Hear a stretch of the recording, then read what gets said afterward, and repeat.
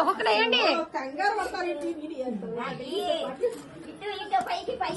పైకి చూడు, పైకి చూడయ్యా.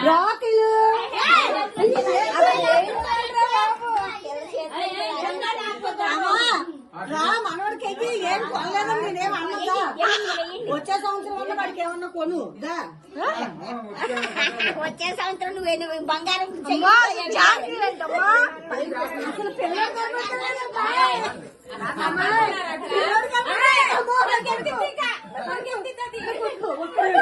ఒక్క నిమిషం